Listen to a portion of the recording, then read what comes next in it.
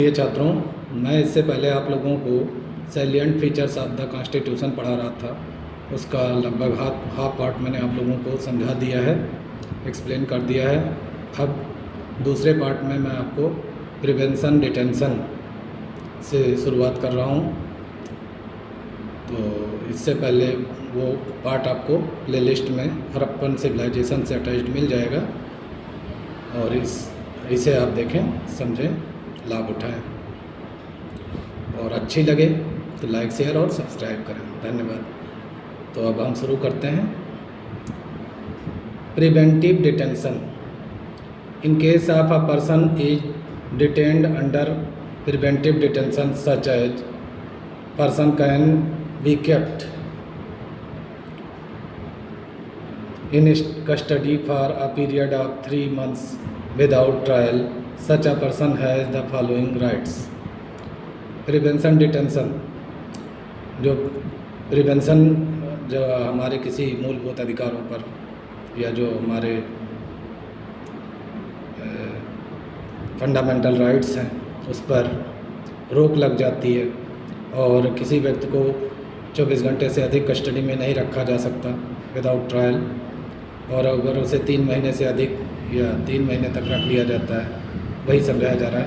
In case of person is detained under preventive detention, preventive detention के अंतर्गत किसी को डिटेन्ड कर दिया गया, मतलब रोक लिया गया है। Such as person can be kept in custody, कि उस व्यक्ति को कस्टडी में रखा जा सकता है for a period of 3 months, 3 महीने के पीरियड के लिए, विदाउट ट्रायल, बिना ट्रायल के, बिना जो है कोर्ट में ले जाए। Such a person has the following rights, तो उस व्यक्ति को हमारा संविधान नीचे निम्नलिखित अधिकार देता है। Preventive detention does not mean that a person stand accused. Preventive detention का मतलब ये नहीं है कि वो व्यक्ति जो है हमेशा के लिए अपराधी मान हो गया। It is only a precautionary measures, ये एकदम शुरुआती प्रिकॉशन के तौर पर उसको जो है कस्टडी में रखा जा रहा है या प्रिवेंटिव डिटेंशन के अंतर्गत रखा जा रहा है। Detention beyond 3 months can be extended only by an advisory board. किसी भी व्यक्ति की डिटेंशन को 3 महीने से अधिक तभी बढ़ाया जा सकता है जब एक एडवाइजरी बोर्ड का गठन हो, कॉन्स्टिट्यूटेड फॉर द पर्पज, उस उद्देश्य के लिए कॉन्स्टिट्यूट किया जाए, बनाया जाए। क्या बनाया जाए? एक एडवाइजरी बोर्ड बनाया जाए जो ये एडवाइज करे कि इसको 3 महीने से ज़्यादा बिना ट्रायल के कस्टडी में रखा जा सकता है या नहीं, इस बात का फैसला ले सके। एंड कंसिस्टिंग ऑफ अ जज ऑफ द हाई कोर्ट, और जिसमें उस एडवाइजरी बोर्ड में हाई कोर्ट का एक जज शामिल होना चाहिए। Grounds of detention have to be specified. Detention का आधार, किस आधार पर उस व्यक्ति को बिना ट्रायल के कस्टडी में रखा जा रहा है, ये स्पेसिफाइड होना चाहिए, एकदम क्लियर होना चाहिए और विशेष होना चाहिए। And the detention informed of these grounds, और डिटेंशन को की सूचना दी जानी चाहिए इन आधारों पर कि किन आधारों पर उसको रखा जा रहा है। The latter also has the right, उस व्यक्ति यानी उस पर्सन को यह भी अधिकार है to make representation against the detention order, और वो अपने किसी प्रतिनिधि को वहाँ भेज सकता है उस बोर्ड में जो उसके पक्ष को रखे कि ये उचित नहीं है कि उनको जो है 3 महीने से फालतू कस्टडी रखा गया है, कस्टडी में रखा गया है, और अपने मतलब उस व्यक्ति का पक्ष रख सके वहाँ पे। कुल मिला के ये तो लिमिटेशंस, अब उसके भी लिमिटेशंस हैं, प्रिवेंशन डिटेंशन के लिमिटेशंस भी हैं। पब्लिक इंटरेस्ट, द अथॉरिटी और the state can take recourse to public interest. अधिकारी या राज्य सरकार रिकोर्स कर सकती है टू पब्लिक इंटरेस्ट, पब्लिक अगर वो पब्लिक इंटरेस्ट का मामला है, and refuse to disclose the grounds of detention, और मना भी कर सकती है कि मतलब उसकी गिरफ्तारी के लिए हम कारण बताना नहीं बता सकते क्योंकि ये पब्लिक इंटरेस्ट का मामला है। यहाँ पर जो उसका ये है कि जब उसके खिलाफ, राज्य सरकार के खिलाफ ऐसा कुछ किया जाए कि 3 महीने से अधिक कस्टडी में रखे हुए हैं और ऐसा नहीं हो सकता, ये कानून के खिलाफ है, तो राज्य सरकार पब्लिक का फ़ायदा दिखा करके कि इसी में पब्लिक की भलाई है, वो ऐसा भी कर सकती है कि मना भी कर सकती है कि वो नहीं बताएगी, या इस बात को रिफ्यूज कर सकती है टू डिस्क्लोज, उस मामले को बात को बाहर नहीं आने देने से रोक सकती है और नहीं भी बता सकती है। Power of parliament, the legislature और द पार्लियामेंट, जो लेजिस्लेचर है या पार्लियामेंट है, has the power to specify the maximum period of preventive detention. तो पार्लियामेंट को भी अधिकार है कि उसके लेजिस्लेचर को, द लेजिस्लेटिव और द पार्लियामेंट, चाहे वो लेजिस्लेटिव असेंबली हो राज्य सरकार की या पार्लियामेंट हो, उसको ये पावर है, ये अधिकार है कि वो स्पेसिफाई करे मैक्सिमम पीरियड तक के लिए प्रिवेंटिव डिटेंशन को, कि वही क्लियर कर दे कि नहीं वो उसको रखा जाना ज़रूरी है। तो ये 2 बातें अगर हो जाती हैं तो उसको, उस व्यक्ति को काफ़ी दिनों तक रखा जा सकता है। Right against exploitation, article 23-24, article 23-24 में बताया गया है कि the right upholds the dignity of the individual, ये अधिकार एक व्यक्ति की डिग्निटी को अपहोल्ड करती है और प्रोहिबिट्स, और मनाही करती है एक्सप्लोटेशन इन फॉलोइंग रेस्पेक्ट्स, किसी भी तरह की बर्बादी या उसको परेशान किया जाना, उस पर मनाही करवा सकती है, मतलब कोर्ट में उसके खिलाफ जा सकती है कि हमारे अधिकारों का एक्सप्लोटेशन हो रहा है। आर्टिकल 23 में लिखा है फ्रीडम फ्रॉम स्लेवरी, किसी को गुलाम बनाकर नहीं रखा जा सकता, बेगरी या भिखारी बनाकर नहीं रखा जा सकता, और other forms of forced labour, या कि कोई भी फोर्स्ड लेबर का रूप हो उसमें नहीं रखा जा सकता। और ट्रैफिकिंग इन, दूसरा जो इसका दूसरा पार्ट है, ए पार्ट आर्टिकल 23 के ए पार्ट में तो ये लिखा हुआ है, आर्टिकल 23 के बी पार्ट में लिखा है trafficking in human beings means buying और selling of human beings is prohibited, खरीदना और बेचना ह्यूमन बीइंग को पूरी तरह से मनाही किया गया है। ये आर्टिकल 23 का बी पार्ट है जिसमें मनुष्यों का खरीद बिक्री पर पूरी तरह रोक है।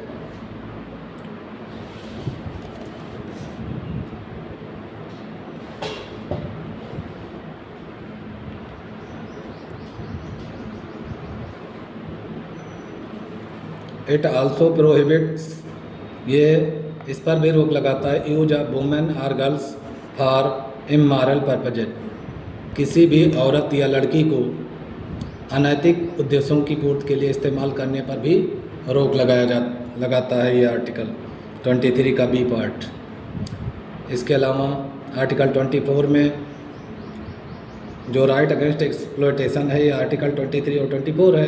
आर्टिकल 23 में 2 पार्ट आपको हमने बताया कि freedom from slavery, beggary and other forms of forced labour, हर व्यक्ति स्वतंत्र है कि वो किसी का गुलाम नहीं है, वो या बेगरी भिखारी बना करके रखना या कोई भी फोर्स्ड लेबर उससे नहीं लिया जा सकता।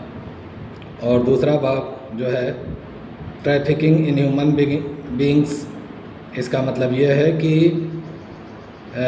ह्यूमन बीइंग्स को ख़रीदा बेचा नहीं जा सकता। इट आल्सो प्रोहिबिट्स, ये इस बात का भी मनाही करता है किसी औरत या किसी लड़की को इमॉरल उद्देश्यों के लिए, अनैतिक उद्देश्यों के लिए इस्तेमाल नहीं किया जा सकता। और आर्टिकल 24 में बता रहे हैं this article prohibits employment of children. ये आर्टिकल बच्चों को, जो 14 साल से कम उम्र के बच्चे हैं, उनको रोज़गार पर नहीं रखा जा सकता below the age of 14 years in factories. फैक्ट्रियों में 14 साल से कम के बच्चों को काम पर नहीं लगाया जा सकता। माइनिंग का काम हो या फिर अदर हजार्डस ऑक्यूपेशन या दूसरे ऐसे काम धंधे हों जिसमें बच्चों के जीवन का खतरा हो, तो वहाँ पर नहीं लगाया जा सकता। The practice of bonded labour has also been declared unlawful. किसी बंधुआ मजदूरों की जो प्रथा है उसको भी गैर कानूनी माना गया है। आर्टिकल 2 फ्रीडम ऑफ रिलीजन, धार्मिक स्वतंत्रता। Right to freedom of religion, धार्मिक स्वतंत्रता का अधिकार। Article 25 to 28 indicates the following. ये जो धार्मिक स्वतंत्रता का अधिकार है, ये आर्टिकल 25 से 28 के बीच में दिया गया है। All persons are entitled to freedom of conscience and the right to freely profess, practice and propagate their religion. तो सभी व्यक्तियों को इस बात की स्वतंत्रता है कि वो अपने आत्मा की आवाज़ सुने, और उनको अधिकार है कि वह किसी भी धर्म को माने और उस धर्म में पूजा पाठ करें। वो पूरी तरह इस बात की स्वतंत्रता है। The subject to public order, morality and health, every religious domination और any section thereof shall have the rights। तो पब्लिक ऑर्डर या मोरलिटी या फिर हेल्थ से संबंधित कोई भी मामला है, एवरी रिलीजियस डोमिनेशन, हर की कोई भी धार्मिक डोमिनेशन या कोई भी section thereof all have the right, सभी को राइट है, कोई भी सेक्शन उसे नहीं रोकता। To establish and maintain institution, कि वो इस्टेब्लिश करे और अपनी संस्थाओं को और उनको मेंटेन करे for religious and charitable purpose, धार्मिक और दान प्राप्त करने के उद्देश्यों से। दूसरा इसमें है to manage its own affairs in matters of religion, वो अपने अफेयर्स को मैनेज कर सके धार्मिक मामलों में, इसका उसे अधिकार है। To own and acquire movable and immovable property, वो ओन करे या एक्वायर करे, चाहे मूवेबल प्रॉपर्टी हो या इमूवेबल प्रॉपर्टी हो, अस्थाई या अस्थाई संपत्तियों का वो अधिकारी रहेगा। टू ओन मतलब उसको अधिकार है कि वो मालिक बने या प्राप्त करे, चाहे वो अस्थाई संपत्ति हो या अस्थाई संपत्ति हो उसको। To administer such property in accordance with law, और ऐसी प्रॉपर्टी को वो कानून के आधार पर उसकी व्यवस्था कर सकता है, मतलब धार्मिक उद्देश्यों के लिए ये सारी चीज़ें कर सकता है। No person shall be compelled to pay taxes, कोई भी व्यक्ति उससे टैक्स लेने के लिए मजबूर नहीं कर सकता। For the promotion of particular religion, जो अगर कोई अपने रिलीजन को प्रमोट कर रहा है तो उसके लिए टैक्स नहीं वसूल सकता कि वो इस धर्म का है तो क्यों जो है वो अपने धर्म का प्रचार कर रहा है उससे टैक्स वसूला जाए, ऐसा कोई सरकार नहीं कर सकती, ये कॉन्स्टिट्यूशन में दिया गया है। No religious instruction shall be provided in any institution, कोई भी धार्मिक सूचनाएं नहीं प्रोवाइड की जाएंगी। Shall be provided in any institution wholly maintained out of state funds, जो पूरी तरह से होली मेंटेन्ड आउट पूरी तरह से मेंटेन की जा रही हो स्टेट के फंड से, उसमें कोई भी धार्मिक इंस्ट्रक्शन नहीं दिया जा सकता।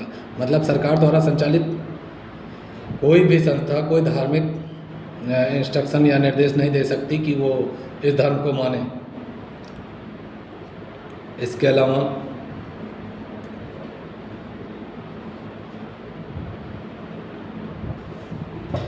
even though religious instructions may be imparted, भले ही रिलीजियस इंस्ट्रक्शंस को इम्पार्ट कराया गया है इन एजुकेशनल इंस्टीट्यूशन, शैक्षिक संस्थानों में अलग रखा गया है, धार्मिक प्रचार या निर्देश को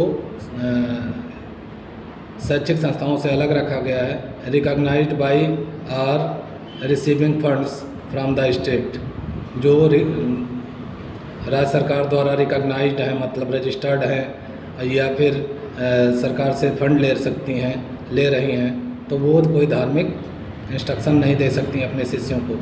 नो पर्सन अटेंडिंग सच इंस्टीट्यूशन, कोई भी व्यक्ति जो इंस्टीट्यूशंस को अटेंड कर रहा है ऐसे स्कूलों या संस्थाओं में है, shall be compelled to receive that religious instruction, उसको मजबूर नहीं किया जा सकता कि उस धार्मिक निर्देश का पालन करे बिना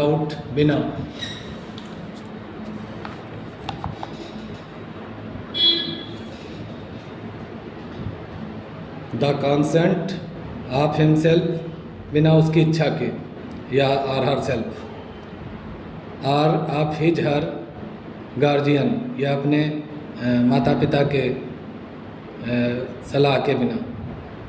in case of people be the minor, अगर बच्चा छोटा है तो ऐसे मामलों में।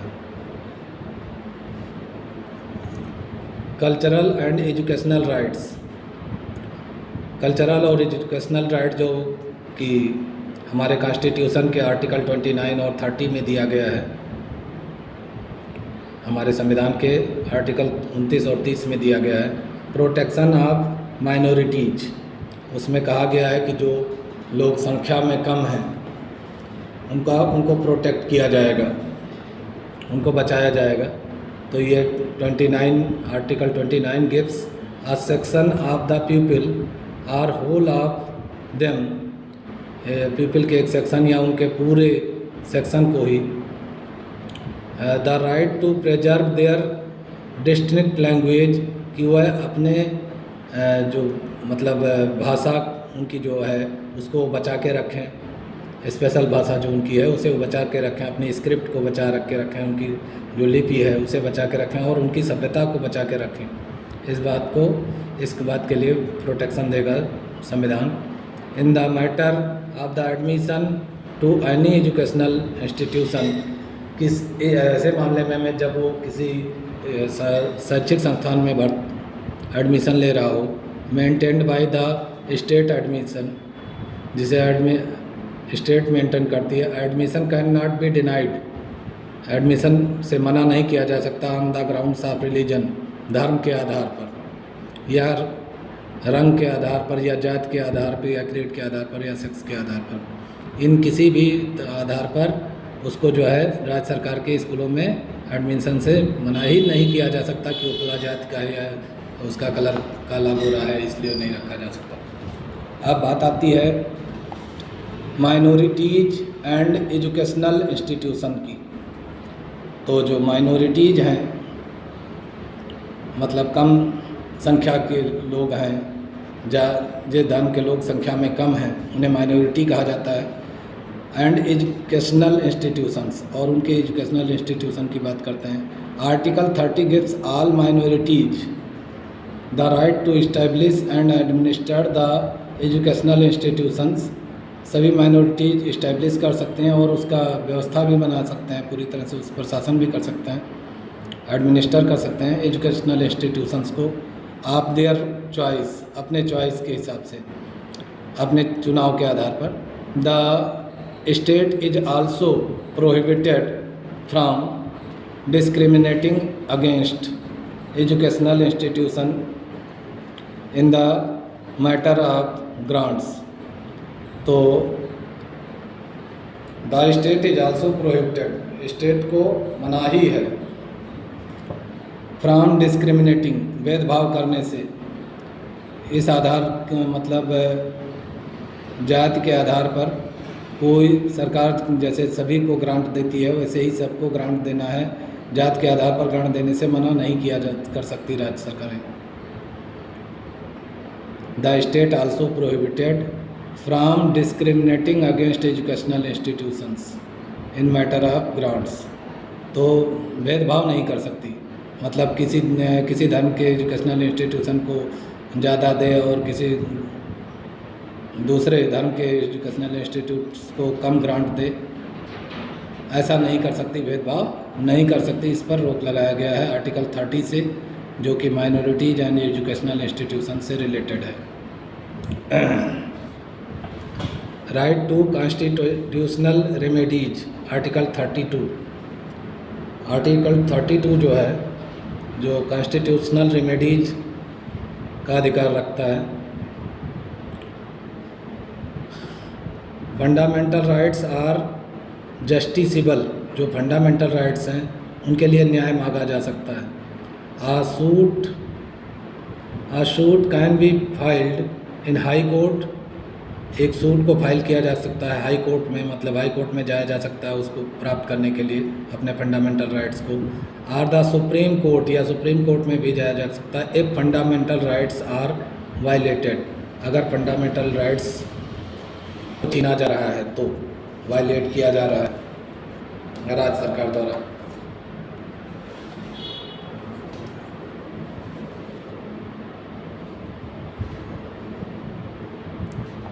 Article 32 gives the right, article 32 अधिकार देता है to the constitutional remedies, constitutional remedies का। This right is given to the citizens to move Supreme Court, ये अधिकार नागरिकों को अधिकार देता है कि वह सुप्रीम कोर्ट जा सकते हैं for the enforcement of other fundamental rights, किसी दूसरे फंडामेंटल राइट्स को इन्फोर्समेंट करने के लिए, कन्फर्ड ऑन देम, जो उन पर लादा गया हो। मतलब उनके फंडामेंटल राइट्स का जब पर कोई रोक लग जा रही हो और दूसरा कोई राइट पर लादा जा रहा हो तो वो कोर्ट भी जा सकती है। Doctor Ambedkar describe this article as the, doctor Ambedkar जो है इसी आर्टिकल को डिस्क्राइब करते हुए कहते हैं कि ये heart and soul of the constitution, ये हार्ट और सोल है, मतलब दिल और आत्मा है, दिल और आत्मा है कॉन्स्टिट्यूशन का। कि मतलब अगर किसी के फंडामेंटल राइट्स पर को राज्य सरकारें या कोई छीनता है तो वो सुप्रीम कोर्ट में जा कर के उसके खिलाफ केस दायर कर सकते हैं। इसी को डॉक्टर अंबेडकर ने कहा है कि वो ये हार्ट और सोल है कॉन्स्टिट्यूशन का, ठीक है, heart and soul of the constitution. It ensures it is not a right, ये इंश्योर करता है कि ये कोई अधिकार नहीं, बट अ रेमेडी, बल्कि ये रेमेडी है। रेमेडी है मतलब कि अगर उनके मूलभूत अधिकारों को कोई छीनता है तो ये मतलब कोई क्या सरकारें छीनती हैं तो वो इसके लिए कोर्ट में जा सकते हैं। Under this article the supreme court and the high courts, इस आर्टिकल के अंतर्गत सुप्रीम कोर्ट और high courts within their respective jurisdiction, अपने न्याय क्षेत्र में, are empowered to issue writs, उनको अधिकार है कि वो रेट जारी कर दें। अब रेट क्या होता है, पहले रेट के बारे में समझ लें। व्हाट इज रेट, क्वेश्चन आ सकता है।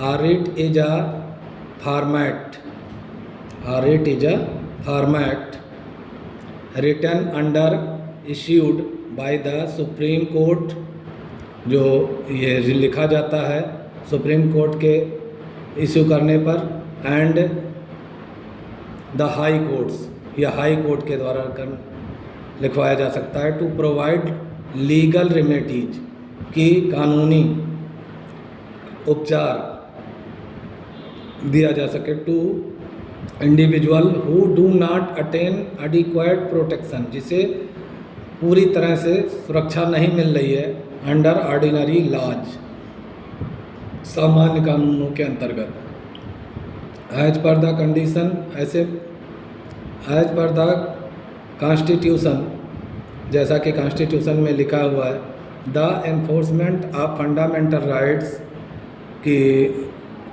फंडामेंटल राइट्स पर दबाव डालना, इश्यूएंस ऑफ रिट्स, तो जब इन्फोर्समेंट होगा फंडामेंटल राइट्स पर तभी रिट जारी होगी।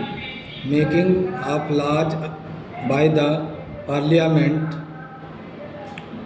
जो लॉ कानून बनाने का अधिकार तो पार्लियामेंट को है, and suspension of this right, और इस राइट का सस्पेंशन हो जाएगा अंडर वेरी स्पेशल सर्कमस्टेंसेस, क्योंकि ये जो रिट्स होते हैं, ये जो पार्लियामेंट लॉ बनाई हुई होती है, वो सस्पेंड हो जाते हैं अगर उसके खिलाफ सुप्रीम कोर्ट ने कोई फैसला दे दिया कि जो है ये कानून गलत है, कह दिया, और उसके खिलाफ फैसला आ गया, तो ये जो भी कॉन्स्टिट्यूशन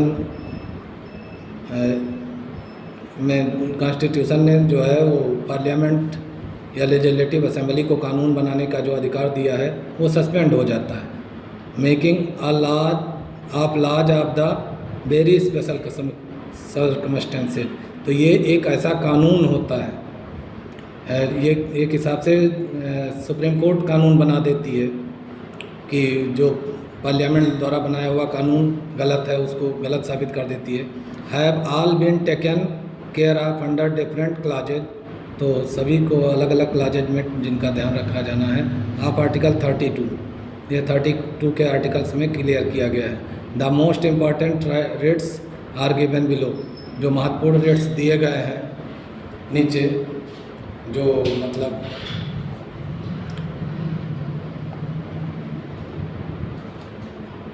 रेट्स सरकार द्वारा मतलब न्यायालय द्वारा जारी किए गए हैं, उनके बारे में यहाँ बता रहे हैं कि अभी तक कौन कौन से रेट्स जारी किए गए। तो हबीस कार्पस एक रेट है। It means to have the body, इसका मतलब है बॉडी रखने का अधिकार। By issuing such a writ, ऐसी रेट को इशू करके द हाई कोर्ट और the supreme court can get the body of any person released, तो ऐसा रेट जारी करके supreme court can get the body of any person release, किसी person की बॉडी को रिलीज करा सकती है। If it has been unlawfully detained, अगर ये गैर कानूनी तरीके से डिटेन किया गया, बाई एनी पर्सन और अ ग्रुप ऑफ पर्सनस, किसी एक व्यक्ति द्वारा या पूरे समूह के द्वारा, और बाय द स्टेट या स्टेट गवर्नमेंट के द्वारा। दिस रेट इज दस a great safeguard for the personal freedom of the citizen, और ये रेट इस तरह से बहुत बड़ा सेफगार्ड है पर्सनल फ्रीडम के लिए किसी भी सिटीजन के, मतलब उस व्यक्ति को रिलीज करवा सकता है ये। और मैंडामस हेडिंग के अंतर्गत क्या कहा गया है? In Latin it means, Latin भाषा में इसका मतलब है बी आर्डर, हम आदेश देते हैं। इट इज अ कमांड, ये एक कमांड होता है, आदेश होता है। आर एन आर्डर, यह एक आदेश होता है। For a superior court, superior सबसे बड़ी कोर्ट को, टू अ लोअर कोर्ट, मतलब लोअर कोर्ट से जो थोड़ा ऊपर की कोर्ट हो, वो लोअर कोर्ट को आदेश देती है या कमांड करती है। और एन एडमिनिस्ट्रेटिव अथॉरिटी, या एक किसी एडमिनिस्ट्रेटिव अथॉरिटी को कमांड करती है, आदेश देती है, to perform a certain duty, कि वो कोई अपनी किसी ड्यूटी को सही ढंग से परफॉर्म करे।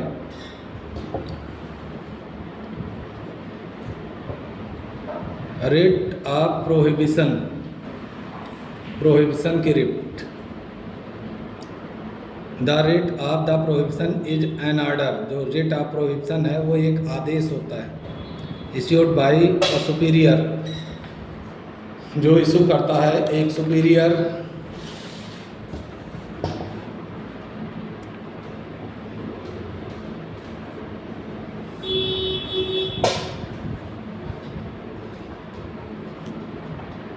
Court to a lower court, एक सुपीरियर कोर्ट एक लोअर कोर्ट को इशू करता है to stop proceeding in a case, कि वो स्टॉप करे प्रोसीडिंग किसी भी केस के मामले में, केस में which might be excess of the jurisdiction of lower court, जो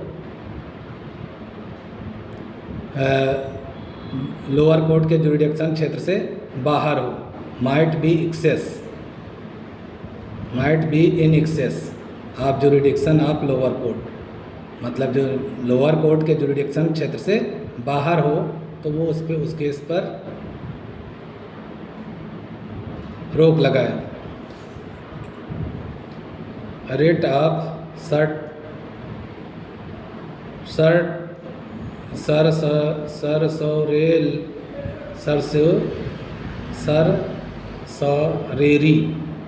रेट ऑफ सरसारेरी। अब सरसारेरी की रेट क्या है?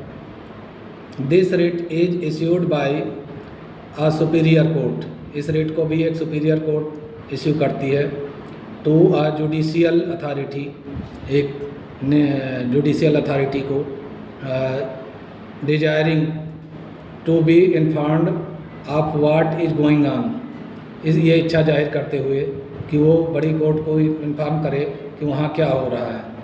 दो भले ही it appear similar to the writ of prohibition, भले ही ये प्रोहिबिशन के रेट जैसा ही लगता है, देयर इज अ डिफरेंस, इसमें थोड़ा सा अंतर है।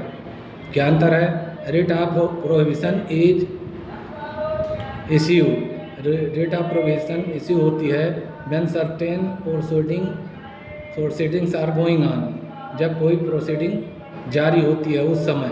The writ of certiorari is issued, writ of certiorari issue होती है after the order has already been passed, जब आर्डर पूरी तरह से पास हो जाता है तब ये जारी होती है बाय द लोअर कोर्ट। मतलब ये अंतर है दोनों में कि जो रेट ऑफ प्रोहिबिशन है वो उसी समय जारी होती है जब मामला चल रहा होता है, और ये जो रेट ऑफ सरसरेरी है ये तब जारी होती है जब कोई आर्डर लोअर कोर्ट कर देता है उसके बाद जारी होती है। तो दोनों में ये अंतर है। और को वारंटो एक रेट है, it means by what order, मतलब किस आदेश के अंतर्गत। इट इज इश्यूड, ये भी एक रेट है, ये तब इश्यू होती है when a person has usurped any office, किसी भी व्यक्ति को उसको ऑफिस से निकाल दिया जाता है तब। दिस रेट दस प्रिवेंट्स पब्लिक ऑफिसर्स, ये रेट इस तरह से पब्लिक ऑफिसर्स को प्रिवेंट करती है फ्रॉम फोर्सिबली और wrongly holding a high public office, कि ज़बरदस्ती या गलत ढंग से होल्ड किए रहना पब्लिक ऑफिस को, मतलब कि वहाँ का अधिकारी बने रहना। By what order, it issued when a person has usurped any office, जब कोई व्यक्ति किसी ऑफिस पर कब्जा बना लेता है। दिस रेट दस प्रिवेंट्स, इस तरह से ये रेट प्रिवेंट करती है पब्लिक ऑफिसर्स को, अधिकारियों को, फ्रॉम फोर्सिबली और wrongly holding a high public office, ज़बरदस्ती किसी बड़ी ऑफिस पर कब्जा बनाए रखना और वहाँ से ना हटना को रोकती है, पर के खिलाफ ये रेट जारी होती है। This writ makes right to constitutional remedies, ये रेट जो है अधिकार देती है कॉन्स्टिट्यूशनल रेमेडीज को। To most important, the most important, ये बहुत महत्वपूर्ण है। एंड आल्सो मेक इट, और इसे ये आल्सो मेक इट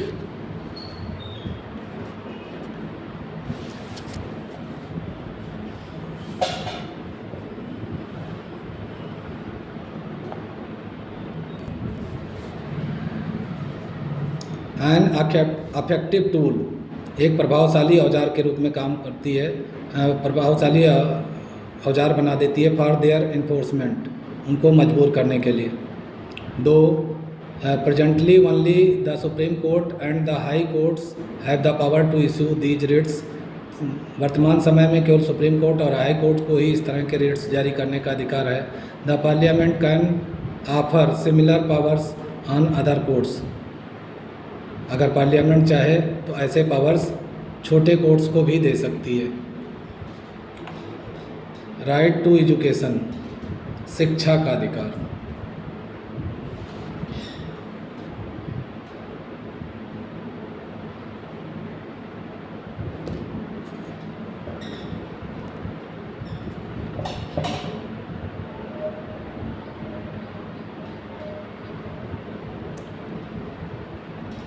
तो अब यहीं से शिक्षा का अधिकार का क्षेत्र हम आप शिक्षा के अधिकार को हम कल मतलब दूसरे वीडियो में पढ़ाएंगे।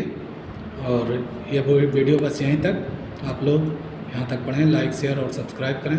धन्यवाद।